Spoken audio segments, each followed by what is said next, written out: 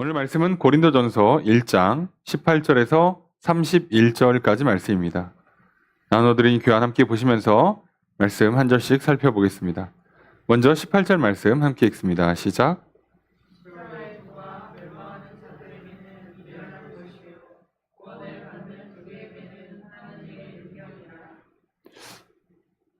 이 문장의 주어와 서술어가 어떻게 될까요? 그죠? 십자가의 도가 주어죠. 십자가의 도가 뭐다? 미련하다. 그리고 하나님의 능력이다. 이렇게 두 가지로 나와요. 누구에게는 미련하고 누구에게는 능력이다. 예요. 그러니까 지금 주어가 같으니까 합친 거니까요. 십자가의 도라는 주어가 같아서 그냥 합쳤습니다. 그러니까 십자가의 도가 멸망하는 자들에게는 미련한 것이다. 십자가의 도가 구원을 받는 우리에게는 하나님의 능력이다. 똑같은 십자가의 도인데 미련한 것이 되기도 하고 능력이 되기도 해요. 자, 이 이야기를 하는 겁니다. 그런데 이 문장이 한글 성경에는 번역이 안 돼 있습니다만 헬라어에는 왜냐하면이라는 수식어가 붙어 있습니다. 이 접속사가 붙어 있기 때문에 앞에 거를 받는 거예요. 그 앞에 무슨 내용이 있냐면 우리가 이제 지난 시간에 본 고린도서 1장 1절에서 17절까지 내용에 고린도 교회에 분열이 있다는 소식을 바울이 듣습니다. 그리고 그 분열의 내용은 바울파, 게바파, 아볼로파, 그리고 그리스도파 이런 식으로 파벌이 나누어져 있다는 걸 바울이 들었고 그것을 지적합니다. 이것을 지적하면서 자, 그렇게 하지 말라는 얘기를 하는 거예요. 분열하지 마라. 그러면 이 분열하면 안 된다. 왜 교회는 분열하면 안 되는가? 그럼 교회의 본질을 얘기해야 되겠죠. 교회가 어떻기 때문에 분열이 안 되는 건지, 그리고 교회가 어떻기 때문에 너희들이 지금 잘못하고 있는 건지를 설명하고 있어요. 그래서 이 십자가를 중심으로 지금 교회의 태동, 교회의 시작, 교회의 본질이 그리스도에게 있다는 얘기를 하는 겁니다. 사람에게 있지 않아요. 그리스도께서 시작하셨기 때문에 어떤 사람에 의해서 시작된 게 아니에요. 그리스도 때문에 교회가 만들어지고 있기 때문에 사람의 어떤 역할을 꼭 해줘야 되는 것도 아니에요. 이게 교회가 굉장히 중요한 본질이 됩니다. 교회가 분열하는 이유도 마찬가지예요. 사람 때문이죠. 어떤 그룹의 사람이 옳다, 그르다, 어떤 일들을 꼭 해야 한다라고 하는 순간 교회는 본질에서 벗어나고 있는 겁니다. 그래서 여기서 이제 십자가의 도라고 돼 있는데요. 여기 십자가의 도는 보통 우리가 도라고 번역하는 건 길이라는 단어를 쓰는데 여기서는 길이 아니라 로고스라는 단어를 썼어요. 십자가의 로고스, 십자가의 말씀. 제일 많이 번역하는 게 십자가의 메시지죠. 십자가라는 말씀은 멸망당하는 사람들에게는 미련하게 받아들여지는 거고 구원받는 우리한테는 하나님의 능력이 되는 거야. 그러니까 십자가의 그 말씀은 받아들이느냐, 받아들이지 않느냐, 믿느냐, 믿지 않느냐에 따라서 완전히 다르게 적용이 돼요. 그 십자가의 말씀을 믿는 사람은 구원을 받고 그리고 그게 능력이 돼요. 십자가가 능력이 돼요. 구원의 능력, 거룩의 능력, 그리고 교회를 세우는 능력이 되는 겁니다. 근데 십자가의 말씀을, 십자가의 그 메시지, 예수가 십자가에서 죽으심으로 우리의 죄를 대속하셨다. 이 십자가의 도, 십자가의 말씀을 받아들이지 않는 그 멸망하는 사람들은 이거 미련한 거예요. 말이 되냐? 아이고, 그거 사람 하나 죽었다고 되냐? 그게 나랑 무슨 상관이냐? 하면서 이게 완전히 달라지는 겁니다. 그러니까 누구는 십자가의 도를 미련하게 보고 누구는 십자가의 도가 하나님의 능력이 되는 이 완전히 극단적으로 다른 이 양극단이 발생하면서 바울이 지금 얘기하는 거예요. 너희들이 십자가의 도를 어떻게 받아들이냐에 따라서 너희들은 구원받고 하나님의 능력받고 교회를 세우는 사람이 될 거고 너희들이 십자가의 도를 받아들이지 않으면 그건 다 미련하고 쓸데없는 짓이 돼. 그러니 지금 너희들 지금 십자가를 뭐라고 받아들이길래 어떻게 교회에서 파벌이 생기냐. 교회가 분열이 나고 있는 거냐. 라는 반문을 던지는 거죠. 그러면서 사람들이 교회를 세우기 위해서 필요하다고 생각하는 것 두 가지가 있죠. 지혜와 능력. 사람이 똑똑해야 돼. 사람이 힘이 있어야 돼. 그래야 교회가 되지. 라고 하는 거를 지금 반박합니다. 바울은. 교회는 능력이나 지혜로 세워지는 게 아니라는 거예요. 그래서 앞서 17절에 바울이 뭐라고요? 내가 사람의 지혜의 말로 복음을 전하지 않았다라고 하는 거죠. 왜? 그렇게 하면 교회가 세워지지가 않으니까요. 놀랍게도 그렇습니다. 지혜롭게 한다고 해서 교회가 세워지는 게 아니니까. 사람이 좀 힘있고 능력 있다고 해서 교회가 세워지는 게 아니니까. 십자가가 교회를 세우는 능력이 되는 거예요. 십자가가 나를 구원하는 능력이 되는 겁니다. 자, 그러면 본질적으로 무슨 일이 생겨요? 다 예수의 십자가 때문에 구원받고 능력받고 교회로 세워지고 있기 때문에 너랑 나랑 비교하거나 우리끼리 편갈라서 싸울 일이 없어지는 거예요.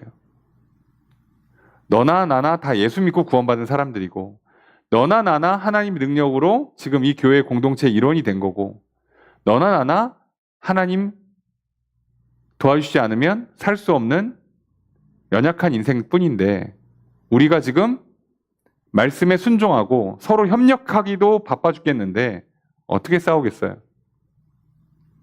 바울은 이 얘기를 하는 겁니다. 그리고 이게 오늘 본문의 전체를 아우르는 내용이죠. 19절 읽습니다. 시작.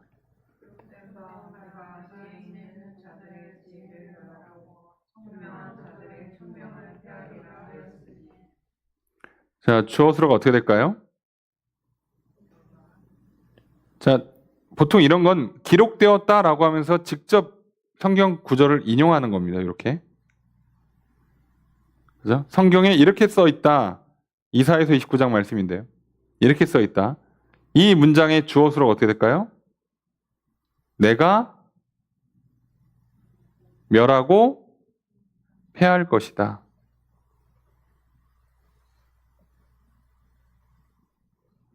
내가 멸할 것이다. 패할 것이다. 이 말씀은 1차적으로는 아수르가 침략할 때 애굽의 의지에서 아수르를 대적하려고 하는 정치인들의 생각을 이사야 선지자를 통해서 하나님께서 지적하시는 거예요. 니들 그렇게 머리 쓴다고 해서 나라 살아남지 못해. 니들이 하려고 하는 방법 내가 깨뜨릴 거야. 그때 하나님 하신 말씀이 지혜 있다고 하는 사람들의 그 지혜를 내가 멸하고 총명하다, 똑똑하다는 사람들의 그 똑똑함을 내가 패할 것이다. 니들 생각대로 안 될 거야. 백날 머리 써봐라 되나? 라고 하나님께서 책망하시고 지적하시는 본문이에요. 그런데 이것은 오늘 이 말씀을 바울이 인용하는 내용은 궁극적으로 뭐겠어요? 구원을 이룸에 있어서 교회를 세움에 있어서 니들이 아무리 머리 써봐라 되나? 이 얘기를 하는 겁니다. 하나님이 하신다는 얘기예요. 너희들이 구원받고 싶으면 교회를 세워가고 싶으면 하나님을 믿고 하나님 말씀 앞에 순종을 해야지 너희들끼리 이렇게 하면 될 것 같다 저렇게 하면 될 것 같다 머리를 써본들 되겠냐는 거죠. 그렇게 안 됩니다. 그러니까 교회에서 어떤 일이 있을 때 사람들이 뭐 하는 거예요? 기도회를 하는 거죠. 잘 생각을 해보면. 기도하고 지혜를 구하고 능력을 구하고 그리고 이제 사람들이 손발을 모아서 일을 하는 거예요. 근데 교회가 기도를 빼버리면, 말씀을 빼버리고 우리끼리 모여가지고 머리를 맞대고 열심히 부지런히 일을 하면, 그러면 세워지지가 않아요. 모든 일이 그렇습니다. 그래서 이걸 우리가 한번 봐야 될 필요가 있어요. 게다가 지금 우리가 어떻게 보면 성전을 이전해야 되는 상황에 있어서 우리가 머리 쓴다고 될 문제가 아니라 기도부터 하는 거고, 기도하고 하나님의 지혜가 뭔지, 하나님의 뜻이 뭔지 이제 그 다음에 우리가 구하고 지혜와 능력을 받은 다음에 마치 하나님의 손과 발처럼 서로 협력하고 하나가 되는 거예요. 근데 앞에 이 과정이 생략돼 버리면 지혜는 하나님께 있다, 능력은 하나님께 있다, 믿고 구하는 과정이 생략돼 버리고 우리끼리 머리를 쓰면, 우리끼리 힘을 모으고 애를 쓰고 노력을 하면 안 돼요. 이게 참 희한합니다. 그래서 지금 바울이 교회를 향해서 하는 메시지가 이겁니다.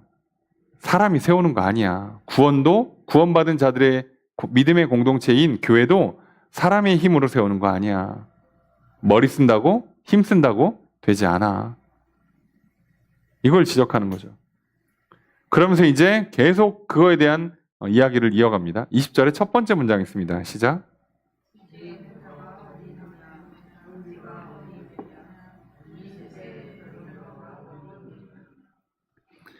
자, 이 문장 계속 의문문이에요.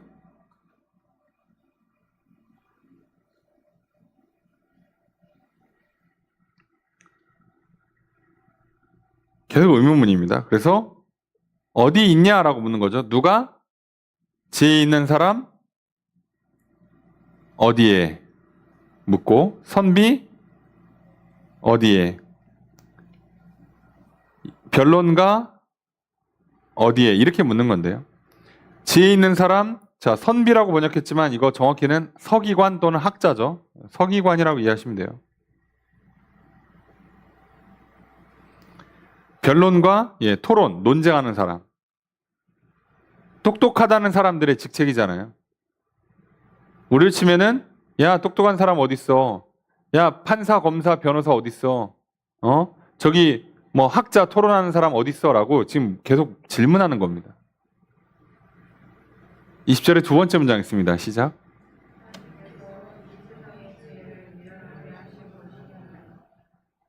주어서 어떻을까요?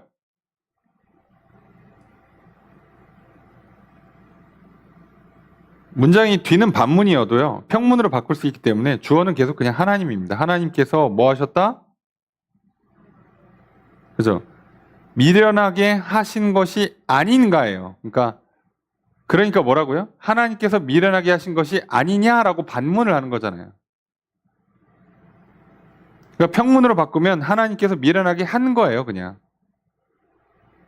반대 의문문이라서 그냥 야, 하나님이 미련하게 하신 거야. 뭐를? 이 세상의 지혜를 미련하게 하셨다예요.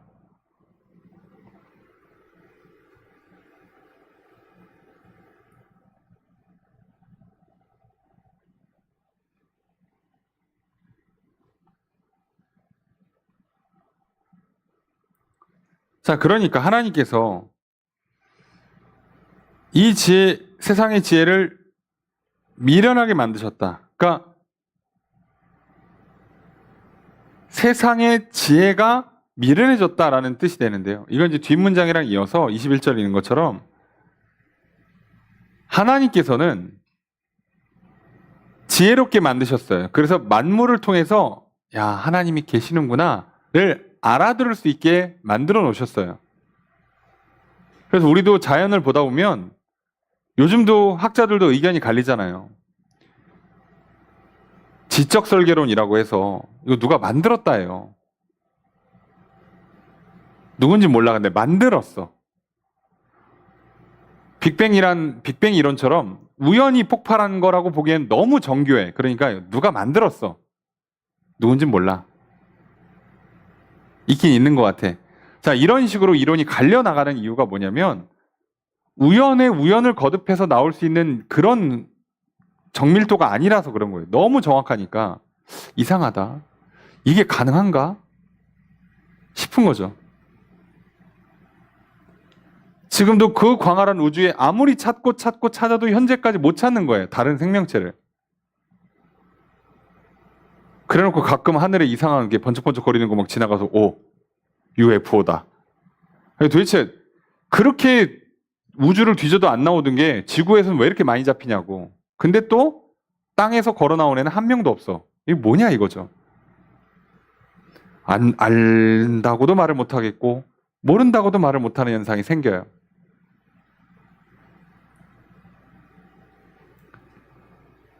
그래서 지혜롭게 만들어 놓으셨어도 사람의 지혜로는 모른다는 거예요. 사람의 지혜로는. 만들어 주면 뭐해? 못 알아듣는데. 우리도 어린아이 같은 경우는요.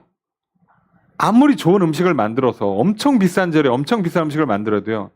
너무 어리거나 또는 환자 같은 경우는 못 먹어요. 좋으면 뭐 하냐고. 내가 지금 막 속이 안 좋아서 병원에서 이제 뭐 이렇게 쉬고 있어요. 약 먹고. 근데 엄청 비싼 스테이크를 막 가져오면 뭐 하냐고. 지금 먹어 소화가 안 되는데.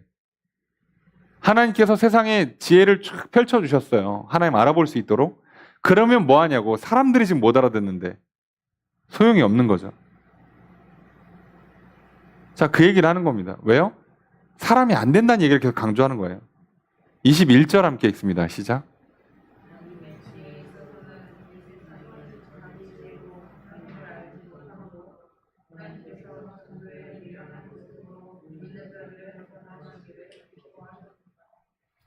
자, 주어를 어떻게 할까요?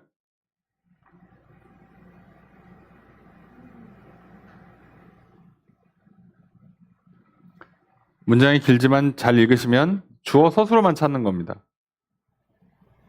주어를 못 찾겠으면 서술어를 찾으면 돼요. 그죠? 주어는 하나님께서입니다. 하나님께서 뭐 하셨다? 기뻐하셨다. 뭐를? 전도에 미련한 것으로 믿는 자 구원하시는 것을 기뻐하셨다. 왜? 이유가 있죠? 하나님의 지혜로는 이 세상이 자기 지혜로 하나님을 알지 못하니까 하나님께서 전도라는 이 미련한 방식으로 믿는 사람들을 구원해야지 라고 기뻐하셨다. 결정하시고 기뻐하시는 거예요.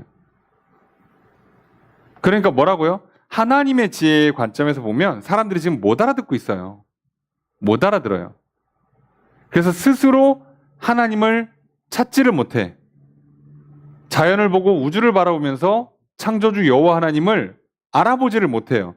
그러니까 어떡합니까? 그러니까 직접 1대1로 알려주는 거예요. 전도로.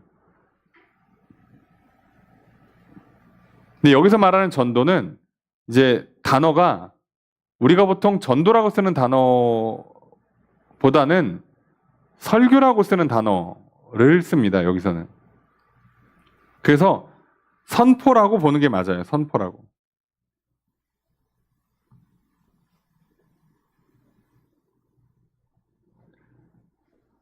그래서 그냥 하나님이 직접 알려주는구나. 직접 전달해 주는구나. 이게 전도라고 보통 번역할 때 그 유앙겔리조마이 이런 단어를 쓰거든요. 이게 그냥 복음을 전하다, 기쁜 소식을 전하다, 전도하다라고 번역하는 단어인데 이 문장에는 그 단어를 안 쓰고요. 케리그마를 써요. 케리그마. 이거는 그냥 선포하다, 설교하다. 그러니까 지금 하나님이 직접 전해서 알려주겠다는 거예요. 못 알아들으니까. 너희들이 보고 듣고 스스로 생각을 해서 하나님이 계시는군. 여호와가 하나님이시구나. 우리는 겸손히 구해야 되는구나. 이걸 전혀 못 알아들으니까 직접 가서 알려주는 거예요. 야, 여호와가 하나님이셔. 예수가 그리스도야라고 누가 내 귀에다 직접 들려주는 거예요. 그걸 전도라 부르죠, 우리가. 근데 그렇게 하겠다는 거예요. 왜요? 기뻐하시는 거예요. 왜? 안 그러면 구원이 이루어지질 않으니까. 지금 계속 바울이 무슨 얘기하는 거예요? 너네 똑똑한 척 하지 마. 너네 머리 쓰지 마라. 니네 머리 써가지고는 구원 안 돼. 교회 안 된다니까. 아무것도 안 돼. 너네 할 수 있는 게 없어. 왜? 만들어주면 뭐하냐고. 힌트를 주면 뭐하냐고. 못 알아듣는데. 하나님께서 하나님의 지혜로 이 세상에서 모든 걸 알아듣게 만들으셨어요. 그러니까 사실 우리가 지혜롭다면 내 몸이 어떻고 내 성격이 어떻고 내 건강관리는 어떻게 해야 되고 내가 뭐 적성이 어떻게 맞고 내가 지금 이 시대가 어떻게 흘러가는지를 지혜롭게 다 분별할 수 있을 겁니다. 근데 그게 지금 안 되고 있어요. 제일 큰 원인은 죄 때문이긴 하지만 안 되고 있어. 안 되니까 무슨 문제가 생겨요? 못 알아들어요. 일생에 내가 누군지를 몰라. 일생에 어디로 가고 어떻게 살아야 되는지를 몰라요. 사람이 이걸 모르기 때문에 이제 하나님 어떻게 하시는 거예요? 캐리그마, 선포하시는 겁니다. 너는 이런 사람이란다. 너는 이쪽으로 와라. 너는 이걸 해라. 너는 이걸 하지 말아라라고 직접 알려주시는 거예요. 직접. 못 알아들으니까. 눈치를 못 채니까. 그런 정도밖에 안 되는 사람들이 저 머리 좋아요. 제가 좀만 더 열심히 해보겠습니다. 라고 하는 게 안 된다는 거예요. 바울은 지금 그걸 하지 말라는 얘기를 하는 겁니다. 그럴수록 뭐만 생겨요? 분열만 생겨요. 분열만. 편이 갈라져. 야, 나는 저 박사님 말이 맞는 것 같아. 나는 저 선생님 말이 맞는 것 같아. 그러면서 편이 갈려요. 편이. 여러분 운동은 어떻게 할까요? 누구는 이렇게 하라고 그러고 누구는 저렇게 하라고 합니다. 그래서 어떻게 해요? 편이 갈려요. 근데 우리가 정말 지혜롭다면 자기 몸에 맞는, 자기 상황에 맞는 적절한 운동법이 뭔지 다 알아들을 수 있었어요. 근데 우리는 그런 지혜가 없다니까요, 지금. 우리가 그런 지혜가 있었으면 뭐가 문제겠습니까? 그게 없으니까. 없으니까 내가 나를 어떻게 살아야 되고 어떻게 이해하는지, 내가 내 배우자나 자녀를 어떻게 관계를 맺고 양육해야 되는지를 모르겠으니까. 그러니까 뭐예요? 하나님은 선포하셔야 되는 거예요. 나는 들어야 되고요.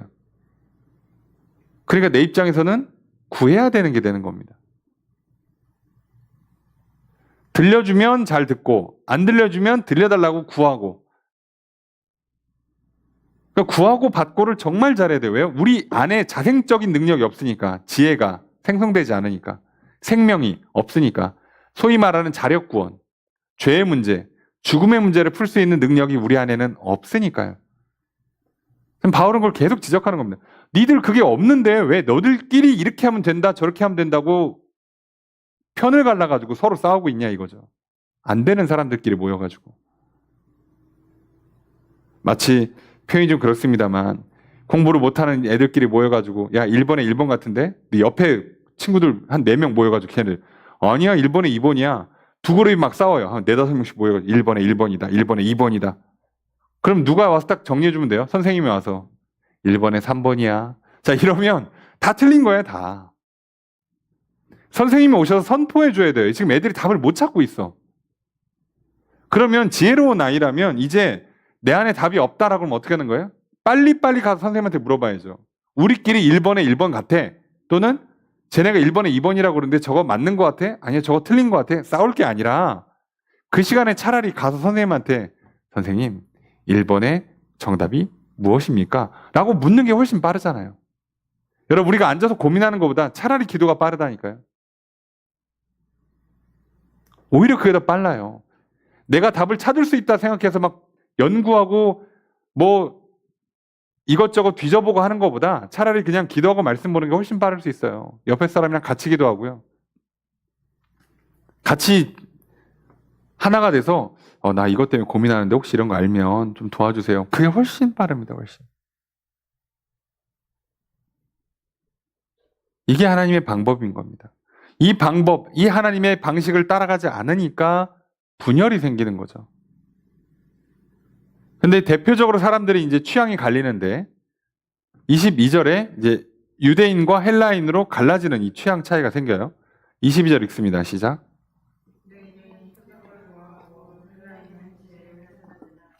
저것을 어떻게 할까요? 유대인은 구한다. 뭐를? 표적을. 또 헬라인은 찾는다. 뭐를? 지혜를. 표적. 이제 뭐 표적이라고도 하고 기적이라고도 하고 또는 표시라고도 해요. 그러니까 기적으로도 번역하고 또는 사인이라고도 번역을 합니다. 그러니까 표를 내달라는 거예요. 유대인들은 이 표를 내달라고 굉장히 요청을 많이 해요. 그래서 무슨 얘기죠? 하나님, 예수가 그리스도면 뭐 표적을 달라고, 그리스도란 증거를 달라고. 그러니까 이 사람들은, 유대인들은 이 눈에 보이는 증거에 엄청 집착을 하는 스타일들인 거예요. 증거를 대봐. 증거를 대봐. 근데 헬라인들은 지혜를 찾아요, 지혜를. 헬라인들은 뭐라고요? 논리를 구성하는 거죠. 말이 되니? 말이 되게 설명을 해봐. 말이 돼야지 내가 받아들이지. 자, 이러는 겁니다. 완전히 달라지는 거죠. 다른 두 스타일이 있어요. 유대인과 헬라인이 이렇게 딱 취향이 갈라졌습니다. 그러니까 구체적으로 눈으로 볼 수 있는 걸 달라는 쪽이 있고, 알아듣고 이해할 수 있게끔 뭐 논리를 제시해라 라는 쪽이 있는 거예요. 자, 그런데 23절 읽습니다. 시작.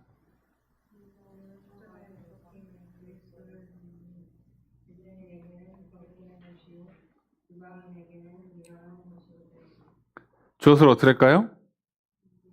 우리는 전한다. 뭐를? 그죠. 십자가에 못 박힌 그리스도. 우린 이걸 전한다예요. 그 십자가에 못 박힌 그리스도가 유대인들은 거리끼고 이방인들한테는 미련하게 받아들여져요. 자, 거리낀다. 이거 걸림돌이란 뜻이에요. 걸림돌.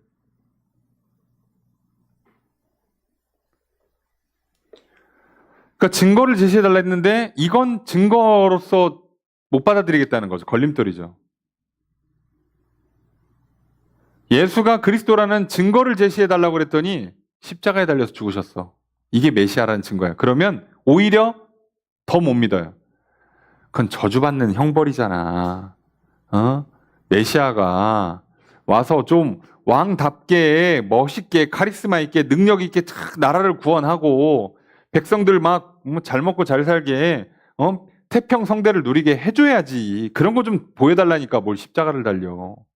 안 믿어, 안 믿어. 이렇게 된다는 거예요. 유대인들은. 이방인들, 이제 헬라인들이겠죠? 어떻게 한다고요? 야, 그거 메시아라면서 와갖고 죽으면 어떡하냐? 말이 돼? 하나님 아들이라며. 사람한테 죽어? 사람을, 우리를 살려준다더니 자기가 죽어? 이게 논리적으로 말이 되니? 자, 이렇게 들어오는 거예요. 그래서 미련하게 받으는 거예요. 되도 않는 소리 하고 있네. 아유, 그리스도인들은 이상한 거 믿네? 이렇게 되는 겁니다. 자, 이게 완전히 저들이 못 받아들이는 방식이고. 그런데 믿는 사람들은 뭐라고요? 십자가에 못 박힌 그리스도를 전한다. 십자가에 못 박히셨다고. 그리스도가, 구원자가 십자가에 못 박힘으로 우리를 구원하신 거다. 그리고 그게 왜 말이 안 되냐? 바울은 나중에 논리적으로 설명 다 해주죠. 근데 이 사람들이 그런 증거물이나 논리의 문제가 아니라 본인의 어떤 취향의 문제인 거예요. 왕다운 구원자다운 모습을 보여줘. 왕이라는 그 증명이 될 만한 어떤 논리적인 어떤 그 내용을 갖고 와줘. 라고 하는 사람들한테는 이게 그냥 싫은 거예요. 불편한 겁니다, 그냥. 우리도 마찬가지예요.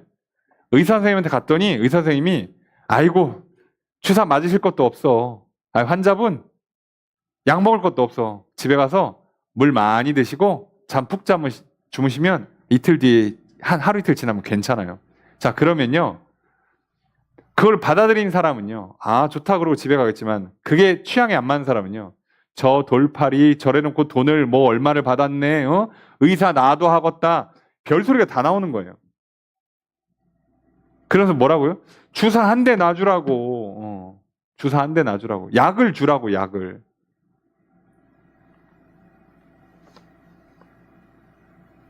취향이라는 게 있잖아요. 취향이라는 게. 그래서 문제가 생기는 거예요.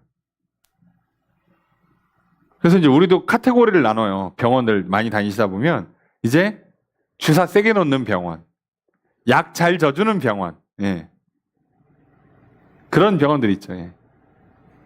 그러니까 그래서 취향을 타고 가는 거예요.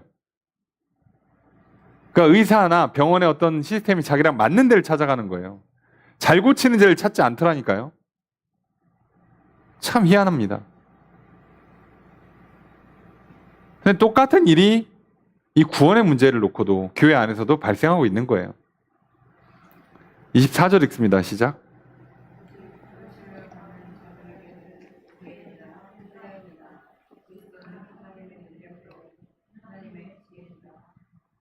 저것으로 어떻게 될까요?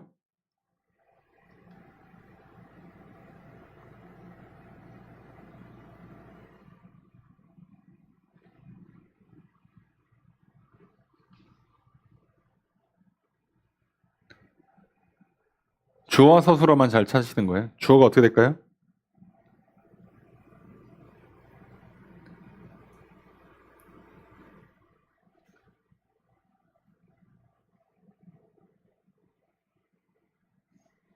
둘 중에 뭐가 주어일까요? 부르심을 받은 사람들에게는이 주어일까요? 그리스도는이 주어일까요? 그리스도는이 주어예요.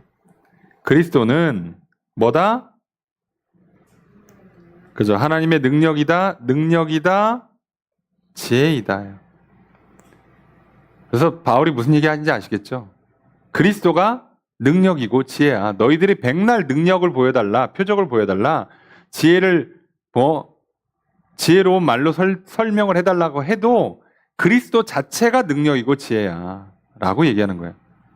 자, 그래서 앞에 오직 부르심을 받은 자들에게는이라고 되어 있는데요. 자, 이게 뭐냐면 에게는이라고 번역할 게 아니라 오직 부르심을 받은 자들에게라고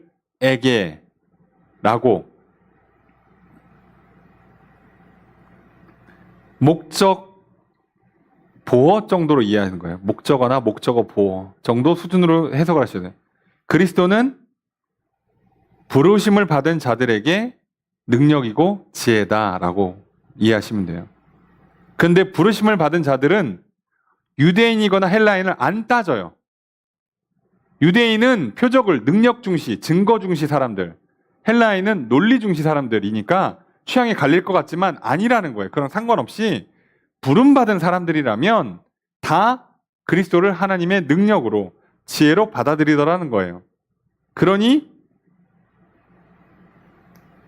지금 바울이 하고 싶은 말의 핵심은 뭐겠어요? 너희들이 지혜로 찾아서 예수가 그리스도라는 걸 발견한 게 아니고, 너희들이 능력을 가지고 뭐 해서 교회를 세운 게 아니고, 하나님이 너희를 부르셔서, 그 부를 때 어떻게 해요? 전도, 선포하셔서 직접 귀에다 들려주면서, 야, 교회 한번 가보자. 예수가 그리스도셔. 너희 죄를 용서하셨다니까? 그거 해서 와서 너희들이 그리스도를 능력으로, 그리스도를 지혜로 받아들인 거잖아. 이 얘기라는 거예요. 이게 교회가 갖고 있는 본질입니다. 원래 타고난 취향대로라면 절대 못 믿는다는 거예요. 우리는. 왜? 미련하니까. 지혜롭지를 못했으니까. 못 알아듣는 사람들이니까. 근데 하나님께서 부르셔요. 사람을 보내서 직접 전도하든 설교를 듣게 하든 책을 읽게 하든 어떤 방식이든 간에 들려주셔서 그래서 부르신단 말이에요. 그 부름받은 사람들이 와서 보니 그리스도가 능력이고 지혜구나. 이렇게 된다는 거죠. 그러니 오늘 우리가 뭘 좀 알아듣고 힘있게 죄를 이기고 죽음을 이기고 그래서 선을 행하며 생명력 있게 살아가는 그 힘과 능력, 하나님의 뜻이 뭔지를 분별하고 이 세상에서 어떻게 살아야 되는지를 이해하며 살아가는 이 지혜로움, 이건 뭐 때문에 받은 거예요? 원래 내가 똑똑해서 받은 게 아니라 예수를 믿고 났더니 그리스도 안에서 누리는 일종의 은사고 복이란 말이에요. 그러니까 교회 안에서 내가 더 똑똑하다, 내가 더 잘났다라고 싸울 수가 없는 거예요. 왜요? 오고 나니까 똑똑해진 거라고. 원래는 미련했단 말이에요. 죽어도 예수를 그리스도로 믿을 수 없는 사람들인데, 안 되는 일인데 그 일이 되게 하셨어요, 하나님께서. 여러분, 저는 뭐 대단한 지혜가 있고 대단한 힘과 능력이 있어서 목회자가 됐겠습니까? 하나님 부르셔서 목사가 된 겁니다. 부르시고 부르심 따라오니까 하나님 이런 분이구나 깨닫게 되고, 그러다 보니까 삶의 능력이 나타나고 지혜롭게 이해하고 설명할 수 있는 사람이 된 거예요. 근데 하나님 나를 부르시지 않았다면 전 절대 그런 일을 못합니다. 그런 일을 할 줄 알았으면 어마어마한 사회적인 성공이나 부와 권력을 누리며 살았겠죠. 근데 그게 안 된다고요. 그러니까 바울이 계속 뭐라고 얘기하는 거예요? 근데 니들은 왜 싸우냐 이죠. 왜 싸우냐? 니들 똑똑하다고 생각하면 안 돼. 예수 믿고 지혜로워진 거야. 니들 힘 있고 능력 있는 거 아니야. 예수 믿고 니를 은사를 받은 거야. 근데 이제 와서 싸워? 그 얘기를 하는 겁니다. 25절 읽습니다. 시작.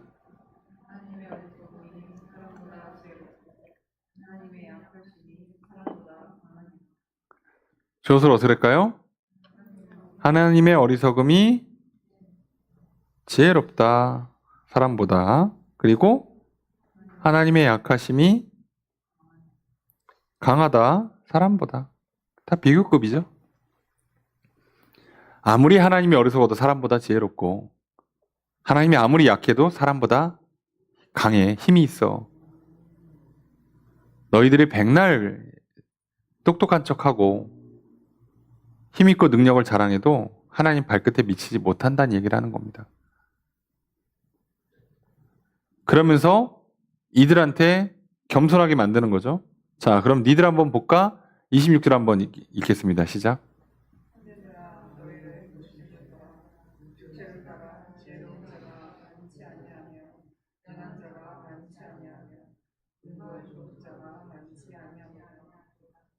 주어서로 어떻게 될까요? 형제들아가 주어져. 형제들아 뭐하라? 봐라예요. 봐라. 뭐를? 너희를 부르신 것을. 그죠? 너희 부른 것을 한번 봐라는 거야. 너희 어떻게 불렸냐? 너희가 어떻게 하나님 부름받아서 지금 구원받고 교회의 성도가 되었는가를 한번 보라는 거예요. 봐봐. 근데 보니까 이제 뭐라고? 그 다음에 이제 서술어죠. 육체를 따라 지혜로운 자가 많지 않다는 것을, 능한 자가 많지 않다는 것을, 문벌 좋은 자가 많지 않다는 것을 보라는 거예요. 너희 부르심 한번 봐봐. 보고 나니까 보면 너희들 지혜로운 사람 별로 없지, 능력 있는 사람도 별로 없지, 문벌 좋은, 집안 좋은 사람도 별로 없지. 없잖아. 야, 니네 세상적으로 그렇게 대단하니? 여기 지금 대단한 사람만 모였어? 라고 바울이 역질문하는 거예요. 근데 세상에 나가면 진짜 그 정도로 대단해? 아니잖아 라고 딱 찍는 겁니다. 아니잖아.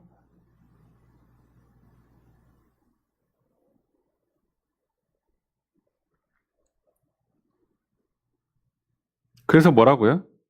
27절의 첫 번째 문장 있습니다. 시작.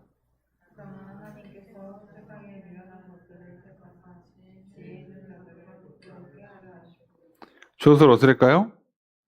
하나님께서 택하셨다. 누구를? 것이라고 하면 좀 그런데 사람이죠, 사실은. 세상에 미련한 사람들을 택하셨어요. 왜? 지혜 있는 자들을 부끄럽게 하려고. 부끄럽게 하려고, 오히려. 그 다음에 27절 두 번째 문장 있습니다. 시작.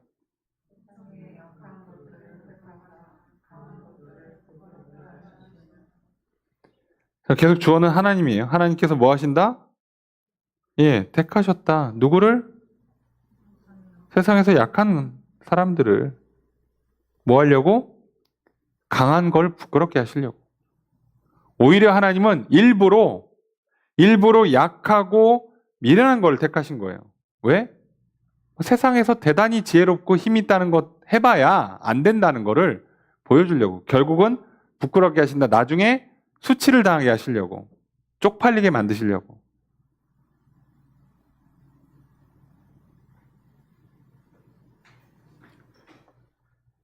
힘 있는 사람, 똑똑한 사람, 권력이 있고 돈이 있는 사람들, 그걸로 안 된다는 걸 지금 하나님 보여주시겠다고 약한 자들을 모으시는 거예요.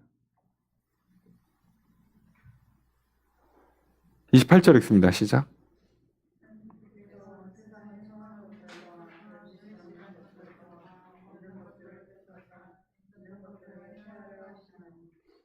주엇을 어떨까요? 하나님께서 택하셨다예요. 계속 택하셨다. 있는 것들을 패하시려고 택하셨다. 뭐를 택하셨어요? 천한 것들과 멸시받는 것들과 없는 것들을 택하신 거예요. 그래서 있는 것들을 패하신다. 그러려고 하나님은 택하셨다는 겁니다. 하나님은 천한 것, 멸시받는 것, 없는 것을 택하셔서 있는 것을 패하세요. 이러려고. 자, 이렇게 하시는 이유가 있겠죠. 이유가. 그 이유가 뭘까요? 29절 읽습니다. 시작.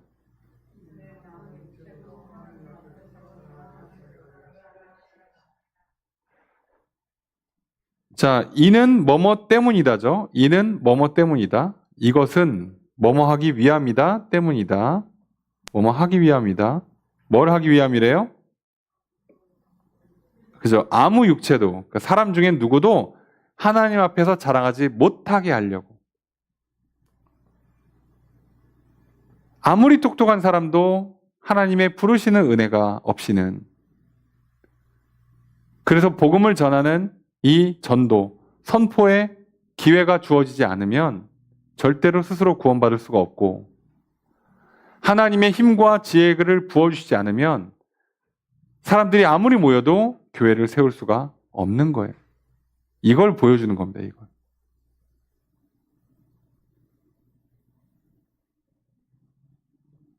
그래서 하나님 뭐라고요?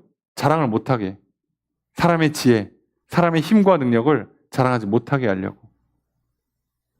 근데 그러고 보면 참 이상하게요. 교회예요.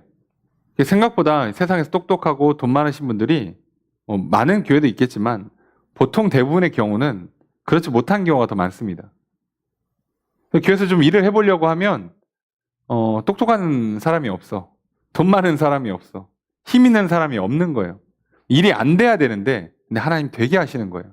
그런데 그러고 나니 사람들이 자랑을 못하지. 내가 봐도 내 힘으로 된 게 아니거든. 그러니까 누구만 자랑합니까? 그리스도만 자랑합니다. 공부 많이 하고 배경 좋은 사람들이 아닌 거예요.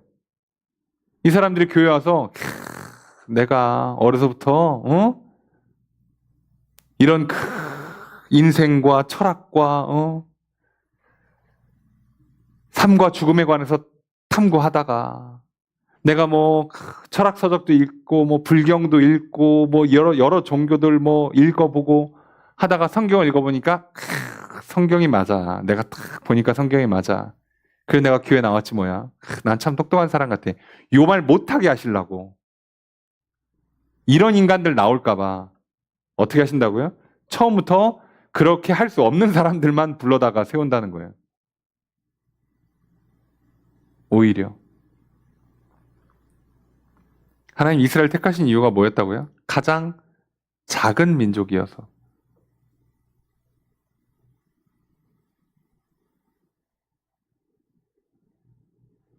하나님께서 사사를 세우실 때, 다윗을 왕으로 세우실 때 믿음만 보시고요. 집안을 안 봐요. 왜요? 그 집안이 이런 게 좋으면요. 그것 때문에 된 줄 알아, 자기가. 오히려 하나님이요. 더 약한 자들, 여기 표현대로 하면 없는 사람들을 세우다가 있는 사람들을 부끄럽게 만드는 거예요. 돈이 아무리 있어도 아무리 똑똑해도 죄의 문제를 못 풀거든, 사람이. 죽음의 문제를 못 풀어요. 사람들이 함께 모여서 서로 사랑하고 연합하는 그 능력이 나타나지 않거든. 세상 보세요. 맨날 싸우고 분열하지. 그러니까 그게 교회에서는 된단 말이죠. 죄의 문제를 해결받고 죽음의 문제를 해결받고 서로 사랑하고 연합하면서 살아가요. 그리고 그 가운데 놀라운 일들이 일어나요. 하나님은 그걸 보여주시는 겁니다. 그러니까 너희들이 구원받고 교회에 모여서 성도로 교회 공동체 구성원이 돼서 교회를 세워가는 이 모든 건 하나님의 은혜예요. 그리스도 때문에 된 거예요. 그럼 우리가 교회에 오는 순간 하나님이 나를 부르셨구나, 감사하다. 우리가 옆에 있는 형제 자매들을 보면서 뭐라고요? 하나님께서는 교회에 이런 사람을 보냈어. 내 마음에 안 드는 애가 아니라, 야, 저 사람을 부르신 하나님 뜻이 뭘까?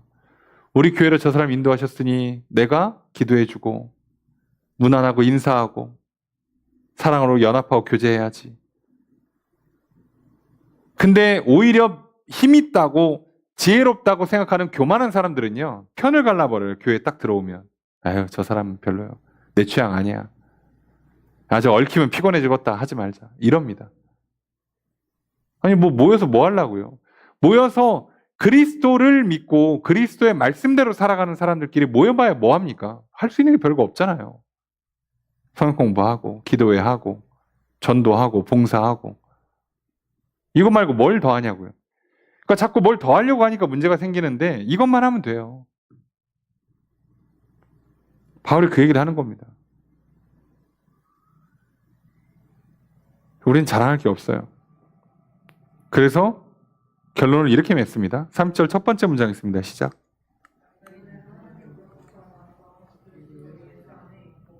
주어를 어떻게 할까요? 너희는 스스로 나왔다예요. 나왔다, 있다입니다. 하나님으로부터 나와서 그리스도 예수 안에 있다예요. 지금 우리의 정체성, 예수를 믿고 구원받고 교회의 성도가 되는 사람들은 하나님으로부터 나와서 그리스도 안에 있는 거예요. 그래서 30절 두 번째 문장 있습니다. 시작.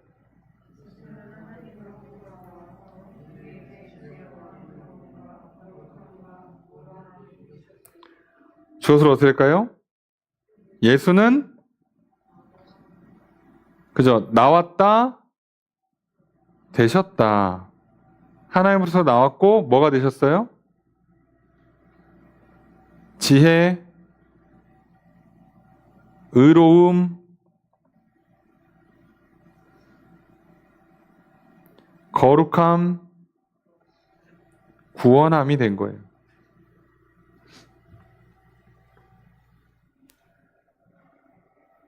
우리가 예수 안에 들어오게 된 것도, 교회 안에 들어오게 된 것도 다 하나님으로부터 된 거고, 예수님도 똑같이 하나님으로부터 나와서 우리의 지혜, 의로움, 구원함, 거룩함이 된 거예요.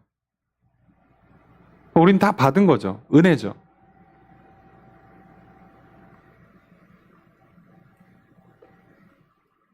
그러니까 이제 결론이 어떻게 나오는 거예요? 31절 읽습니다. 시작.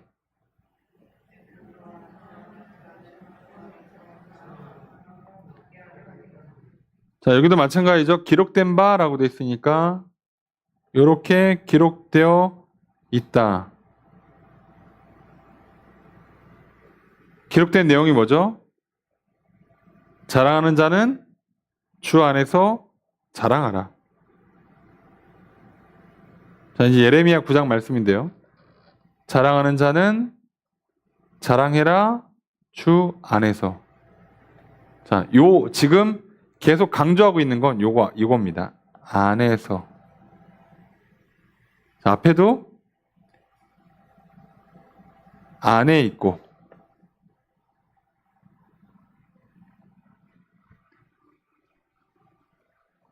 우리가 지금 주 안에 있으라는 거예요. 자, 이 안에 있으라와 대조하는 설명이 앞에서입니다.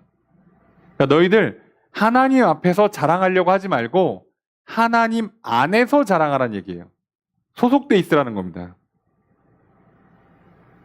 그래서 이제부터 자랑을 어떻게 하라는 거예요?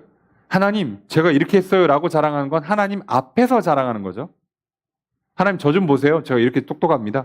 제가 이렇게 잘했습니다. 라고 하나님 앞에 자랑하는 인생이 되지 말고 하나님 안에서 하나님 나를 구원해 주셔서 감사합니다. 하나님 나를 생명 주시고 복 주셔서 감사합니다. 내가 오늘 여기까지 온 거 하나님의 부르심 때문입니다. 하나님의 은혜 때문입니다. 오늘 내가 이 교회에 온 것 하나님의 은혜입니다. 오늘 여기서 공동체가 되어서 우리 함께 이렇게 신앙생활하는 거 하나님의 은혜입니다. 내가 교회가 아니었다면 어떻게 저런 사람을 만나고 어떻게 저런 사람과 하나가 될 수 있었겠습니까? 또 그렇기 때문에 오늘 내가 이런 것도 배우고 이런 것도 부딪히고 깎여나가고 훈련도 받고 성장도 하고 있습니다. 다 하나님의 은혜입니다. 라고 주 안에서 자랑하는 거예요.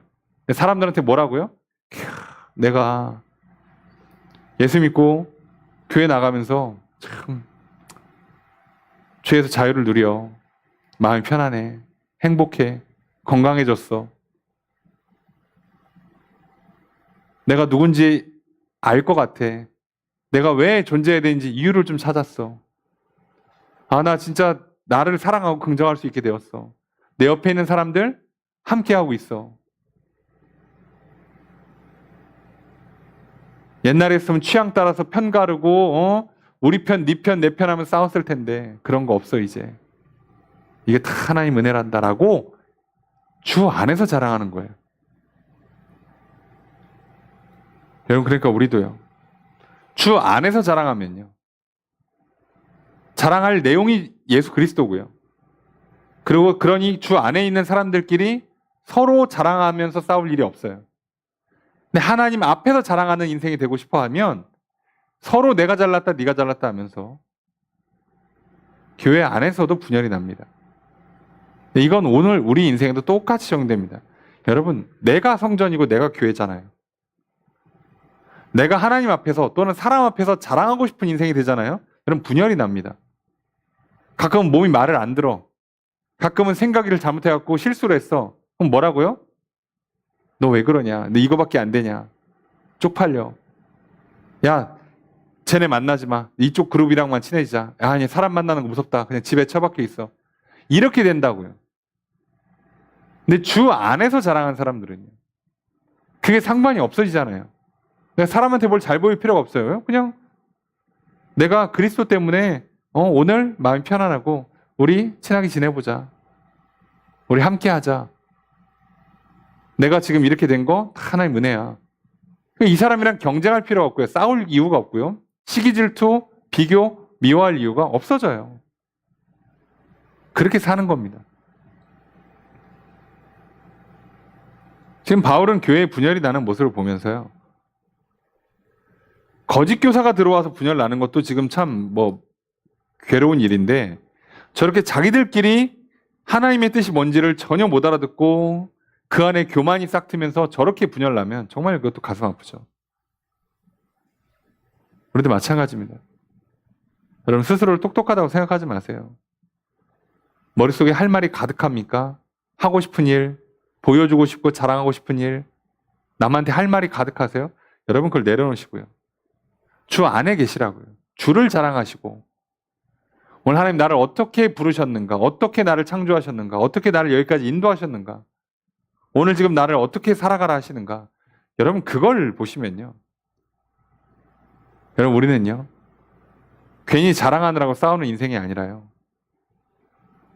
서로 하나가 되고 주님을 자랑하면서 찬양하고 예배하는 인생이 됩니다. 증거하는 증인의 삶이 될 겁니다. 하나님 우리에게 그 삶을 원하세요. 우리 교회도 마찬가지 아니겠습니까? 다른 거 할 필요 있겠어요? 하나님 예배하면서 하나님을 증언하면서 증거하면서 서로 하나가 되는 거죠. 내가 왕년에 잘 나갔다. 내가 은퇴하기 전에 이랬다. 내가 지금 재산이 이렇다. 내가 학벌이 이렇게 좋다. 그거 자랑해서 뭐합니까? 예수 안 믿었으면 지옥 갈 인생 아니에요? 오늘 하나님 생명 걷어가시면 오늘 밤이라도 그냥 내 삶은 여기서 끝나는 거 아닙니까? 우리가 뭘 할 수 있는데. 그래서 우리는 육체를 자랑하셔서는 안 돼요. 여러분 아무리 열심히 사시고 애쓰고 노력하고 성실하시고 훌륭하실지라도 육체를 자랑하지 마십시오. 육체를 자랑하는 순간 내 안에서부터 분열이 시작되고요. 내가 속해 있는 공동체가 분열됩니다. 특히나 교회는 더 그렇습니다. 우리는 그리스도 때문에 내가 존재하고요. 그리스도 때문에 내가 교회가 되었습니다. 여러분, 그러니 그리스도만 믿으시고 그리스도만 자랑하십시오. 그러면 참으로 기쁘고 평안하고 아름다운 인생이 될 것입니다. 오늘 그 삶을 살아가게 하셨어요.